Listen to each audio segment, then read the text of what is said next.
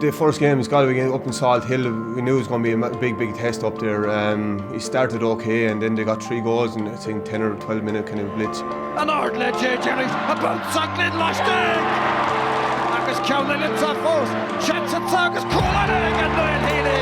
Breaking a goal against Mas Venture come on and lost that big trade We were just recovering the whole game after that. We tried, second half we tried to get back into them, but we couldn't get through for a goal now after that, so the kind of, we lost it in the end. Coming into the second game then, yes, Tipperary inside in Semple Stadium as well, it wouldn't be an easy place to go at the best of times either, but we had to get the win, but unfortunately we fell up short there again. The Cork game was unusual coming up to it because it was kind of winner takes all. It was kind of a championship match more than that, to be honest with you, and a small thing, and under 5 minutes Cork would have bet us as well.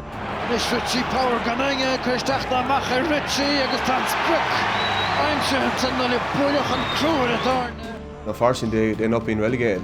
That's the small margin they were in the Alliance League there this year. The 2 Galway matches were kind of chalk and cheese, really, to be honest with you. I mean, we weren't happy with what happened in the first game, and the first 2 minutes they came at us again. Lastig reached and I skater for Sraithe again Murphy Unfortunately, Fergal Moore got injured and there was a bit of a break there, and we kind of kicked on after the break. Put together Couldn't ask for a better game coming up Sunday as well. Tipperary inside Nolan Park in the Alliance League final. It's where you want to be.